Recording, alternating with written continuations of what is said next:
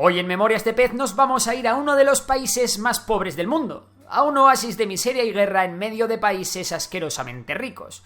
Viajamos a Oriente Próximo, donde se está librando una de las guerras más crueles, despiadadas y sobre todo más largas del siglo XXI. Hoy en Memorias de Pez hablamos de la guerra de Yemen, pero ¿qué está pasando allí? ¿Qué países están involucrados? ¿Hay alguna manera de resolver el conflicto? Pero para contestar a estas preguntas hay que leer y leer y leer, y qué mejor que hacerlo con Nextory, el patrocinador que ha hecho posible este vídeo. Nextory es un servicio de suscripción con el que puedes tener acceso ilimitado a cientos de miles de libros, audiolibros y revistas en tu móvil o tablet. Lo bueno de usar Nextory es que puedes empezar cuantos libros quieras, puedes descubrir nuevos géneros, puedes formarte en un montón de disciplinas y si te da pereza leer, puedes escuchar los audiolibros mientras haces deporte o limpias tu casa. El límite es tu imaginación. También puedes cambiar la fuente y el color del texto para que tu experiencia sea top. Además de todo su catálogo de libros y audiolibros, también tienes un montón de revistas de historia y economía, desde National Geographic hasta la revista Emprendedores, pasando por la Muy Historia o Descubrir Historia. También para realizar este vídeo me he leído algunos libros súper interesantes como No es la religión, estúpido, Oriente Medio o Oriente Roto, o la gran obra Estados peligrosos, Oriente Medio y la política exterior estadounidense, de Gilbert Achcar y Noam Chomsky. ¿Y el precio? Pues hay dos planes. El plan oro, que cuesta 9,99 al mes, y un plan familiar que va desde los 12,99 euros a los 18,99 al mes. Pero ojo, poco se habla de que la gente de Nextory nos ha dado un descuento a la comunidad de Memorias de Pez, y si te registras poniendo el código Memorias45, tendrás 45 días gratis para que puedas probar la plataforma sin limitaciones. Os dejo el link en la descripción. Y ahora sí, vamos a ver qué demonios pasa con Yemen. Yemen es un país que está en un sitio privilegiado, completamente estratégico, ya que en su costa se encuentra el estrecho de Bab al-Mandab, que separa el Golfo de Adén del Mar Rojo, es decir, que es la puerta que separa el Índico de la entrada al Mar Mediterráneo. Por ello, Yemen ha estado bajo el control de distintos reinos e imperios a lo largo de su historia. En 1967 Yemen quedó dividida en dos, después de que Yemen del Sur proclamase su independencia. Yemen del Sur se autodenominó la República Democrática Popular de Yemen, un país que se convirtió en el primer país árabe en tener un régimen comunista. Yemen del Sur tenía como aliados a Cuba, a Alemania del Este y sobre todo a la Unión Soviética. Mientras, por el otro lado, tenemos a Yemen del Norte, donde las cosas fueron peor, ya que hubo una guerra civil entre los fieles al rey Al-Badr y las fuerzas revolucionarias panarabistas, que tenían como gran aliado al Egipto de Nasser. Vale, y alguno se preguntará, ¿quiénes son los panarabistas?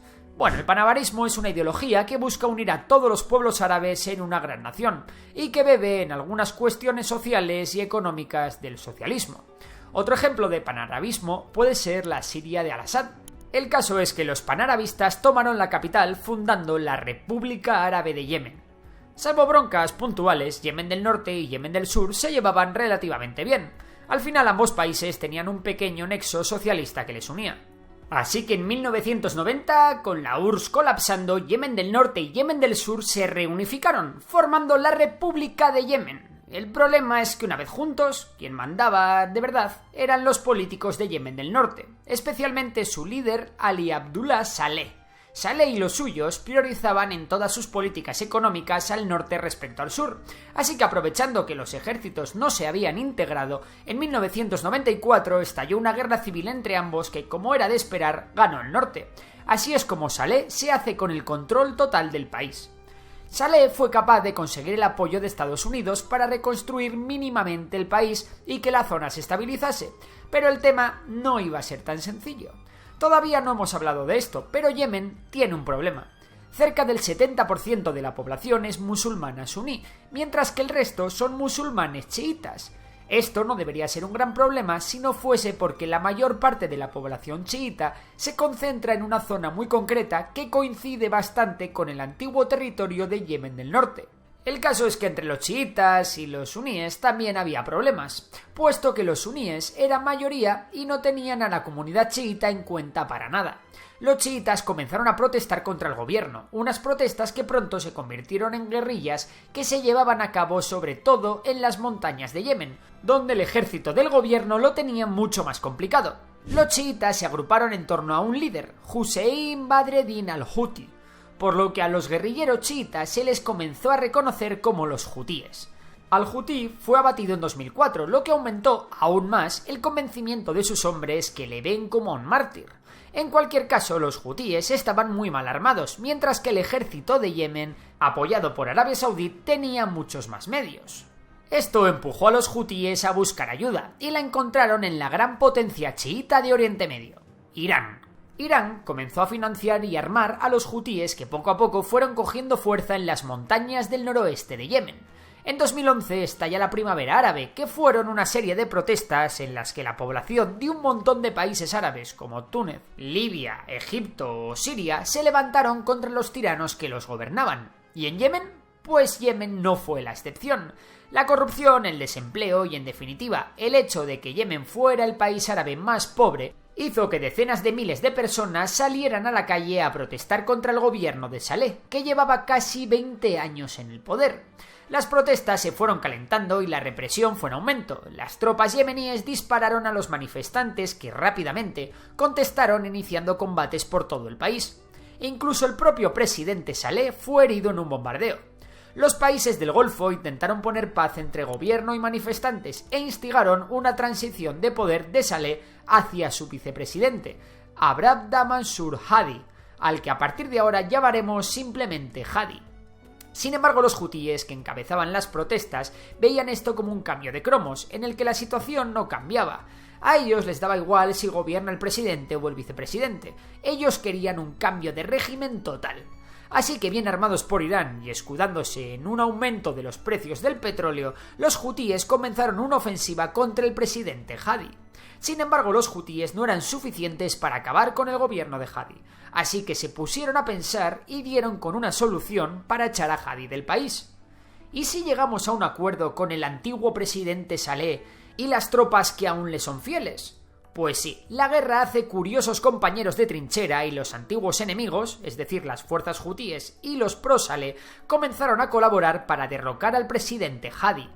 Entretanto, y aprovechando la inestabilidad, distintos grupos yihadistas como el ISIS comenzaron a hacerse fuertes en alguna zona costera y desértica, estableciendo un particular califato en el país. Así que repasemos. Por un lado tenemos al presidente Hadi, apoyado por Arabia Saudí, casi todo el mundo árabe y Occidente. Todo ello contra los hutíes, apoyados por Irán y las fuerzas pro-Saleh. Y por último tenemos al bando yihadista, que también se pega con todos. Bien, seguimos. Los hutíes, ayudados por las fuerzas pro-Saleh, comenzaron a ganar terreno llegando hasta las puertas de Adén y forzando a Hadi a exiliarse a Arabia Saudí. Ante el peligro de que los hutíes ganasen la guerra y que por tanto la gran potencia chiita Irán ganase influencia en la región, Arabia Saudí, la gran potencia suní, contestó formando una coalición de países árabes para que ayudasen a las fuerzas pro-Hadi a retomar el control del país. Países como Kuwait, Bahrein, Qatar, Emiratos Árabes Unidos, Sudán o incluso Marruecos formaron parte de esta coalición. Todos ellos bien financiados por Estados Unidos, que además realizó una campaña de bombardeos que prácticamente eliminó la presencia de los grupos yihadistas, condenándolos a la clandestinidad. Bien, un bando menos en esta guerra. El tema es que Arabia Saudí y su coalición empezaron a meter muchísimo dinero en la guerra de Yemen. Aparte de realizar un bloqueo marítimo que está matando de hambre a la población, creando la mayor hambruna que hay ahora mismo en el mundo, aparte de realizar un montón de bombardeos que a menudo reventaban colegios, bodas o hospitales, las tropas saudíes y sus aliados metieron miles de soldados por tierra. El problema es que la moral de estas tropas y sobre todo la destreza de sus mandos era cuanto menos cuestionable, y es que el ejército saudí estaba lleno de enchufados del gobierno que no habían ascendido por sus méritos o por sus capacidades, sino por tener buenos padrinos. Por ello, a la hora de combatir, los guerreros hutíes les dejaron en evidencia en repetidas ocasiones. Aún así, la diferencia de fuerzas y sobre todo de dinero era más que notable, por lo que el gobierno yemení de Hadi y la coalición árabe comenzó a ganar terreno. Eso llevó a Saleh a intentar negociar por separado una paz con Arabia Saudí. Los hutíes se vieron la jugada y acusaron a Saleh de traidor. El 2 de diciembre de 2017, partidarios pro-Saleh y rebeldes hutíes se liaron a tiros y 2 días después los hutíes se cargaron a Saleh. La alianza estaba rota y la mayoría de soldados que todavía eran fieles a Saleh se cambiaron de bando y comenzaron a luchar contra los hutíes. Para entonces, según la ONU, la guerra se había cobrado ya 10.000 vidas humanas. Un detalle curioso fue que Arabia Saudí y Emiratos Árabes Unidos echaron a Qatar de la coalición después de que los saudíes acusasen a Qatar de cooperar con Irán y con la Organización de los Hermanos Musulmanes. Bueno, habíamos quedado en que ahora los hutíes estaban luchando solos contra las fuerzas pro-Hadi y la coalición árabe. Pues bien, por si todo esto fuera poco, vamos a añadir un nuevo bando. ¿Os acordáis de que al principio Yemen estaba separado en Yemen del Norte, que era árabe, y Yemen del Sur, que era comunista? Pues bien, muchos románticos de Yemen del Sur no habían abandonado su idea de un Yemen del Sur independiente, y se organizaron en un grupo que recibió el nombre de Movimiento de Yemen del Sur. Al principio este movimiento independentista colaboraba con el gobierno de Hadi y combatían a los norteños hutíes, pero entre ambos siempre había tiranteces. Tanto fue así que los separatistas acabaron rompiendo con el gobierno de Hadi y organizándose aún más, creando el Consejo de Transición del Sur, que desde 2017 controla un importante territorio que incluye a Adén y sus alrededores. El mayor aliado de los separatistas del sur es Emiratos Árabes Unidos. Un momento, pero ¿Emiratos Árabes Unidos no era de la coalición árabe que luchaba a favor de Hadi? Pues sí, pero Emiratos Árabes Unidos quiere un trocito de pastel solo para él, y ese trocito es precisamente tener mucha influencia entre estos separatistas, que si bien no son del bando gubernamental de Hadi, al menos sí luchan contra los hutíes. Así que bueno, en el fondo no es tanta contradicción. De hecho, Emiratos Árabes Unidos llegó a bombardear a las fuerzas pro-Hadi para defender a los separatistas. Imaginaros qué lío. Desde 2019 las escaramuzas entre separatistas y las fuerzas pro-Hadi han sido frecuentes. Desde entonces y hasta hoy la situación no ha cambiado mucho. El país sigue en guerra. Los hutíes han recibido más y mejor armamento de Irán y continúan asestando golpes duros contra las fuerzas pro-Hadi y Arabia Saudí, incluso atacando instalaciones estratégicas fuera de Yemen, como la mayor instalación petrolífera de Arabia Saudí.